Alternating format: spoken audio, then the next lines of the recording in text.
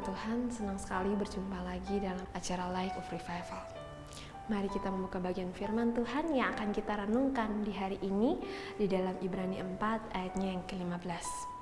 Sebab imam besar yang kita punya bukanlah imam besar yang tidak dapat turut merasakan kelemahan-kelemahan kita. Sebaliknya, sama dengan kita, ia telah dicobai, hanya tidak berbuat dosa. Beruntungnya memiliki Yesus. Konteks orang percaya dalam kitab Ibrani pada saat itu adalah orang-orang percaya yang mulai ingin melepaskan imannya kepada Yesus dikarenakan penderitaan yang mereka rasakan dari orang-orang Yahudi. Inilah yang membuat penulis kitab Ibrani menekankan akan beruntungnya memiliki Yesus dengan kelebihan-kelebihan yang dimilikinya. Imam besar pada saat diberikan tugas, mereka hidup dalam kemewahan dan jauh dari penderitaan. Berbeda dengan Tuhan Yesus, semasa hidup di dunia, ia harus mengalami penderitaan demi penderitaan. Yang sebenarnya ia tidak layak untuk itu. Yesus sebagai imam besar kita, ia adalah Allah dan juga manusia yang sejati. Ia turut merasakan apa yang kita rasakan sebagai manusia.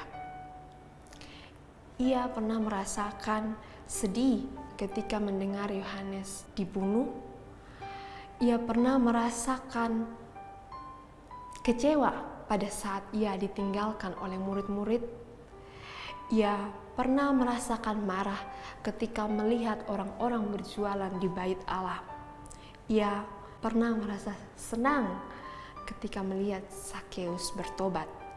Ia pernah merasa lapar dan capek, haus ketika ia berada di dunia. Meskipun ia merasakan begitu banyak hal yang juga kita rasakan, tapi ia tidak berdosa.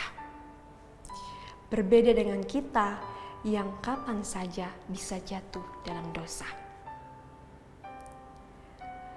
Dalam keadaan ia yang tidak berdosa, ia tetap mengerti begitu dalamnya, begitu beratnya, dan begitu hebatnya serangan pencobaan dari iblis.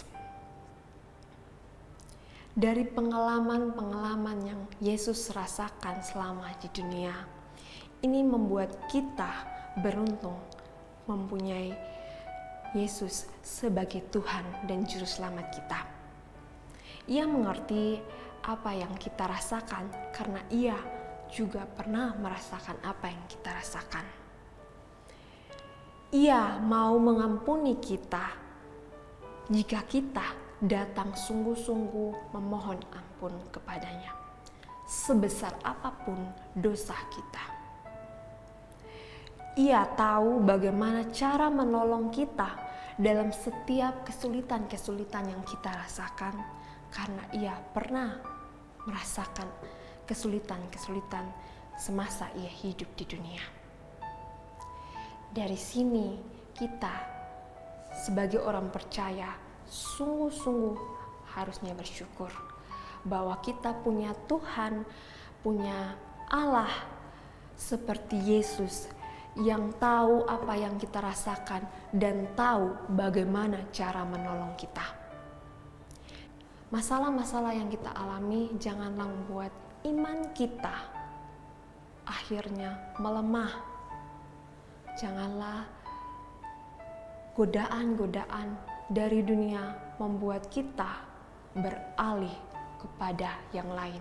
Dengan firman ini, marilah kita sungguh-sungguh percaya kepada Tuhan Yesus, karena Dia adalah Tuhan kita, Dia adalah Allah kita, yang juga pengantara kita, yang dapat merasakan apa yang kita rasakan. Seperti apapun kesulitan kita pada saat ini, Tuhan Yesus sanggup menolong kita. Betapa bahagianya, betapa beruntungnya kita memiliki Yesus. Mari kita berdoa. Terima kasih Tuhan Yesus, karena melalui renungan ini kami boleh disadarkan bahwa kami sungguh-sungguh beruntung, bahwa kami sungguh-sungguh bersyukur harusnya, karena kami punya Tuhan seperti Engkau, kami punya pengantara seperti Engkau, imam besar seperti Engkau, yang turut merasakan apa yang kami rasakan, yang tahu bagaimana cara yang tepat untuk menolong kami. Ampuni kami Tuhan, jika dalam banyak hal yang kami rasakan membuat kami mudah untuk tergoda meninggalkan Engkau, mudah untuk berpindah pengharapan. Tuhan, ini sungguh membuat kami ditegur dan juga membuat kami dikuatkan dalam iman kami kepadamu Tuhan. Terima kasih Tuhan Yesus, inilah doa kami, dan dalam Tuhan Yesus Kristus kami telah berdoa. Amin. Jemaat Tuhan, mari jadikan firman Tuhan sebagai terang dan pelita dalam kehidupan kita. Tuhan Yesus memberkati kita.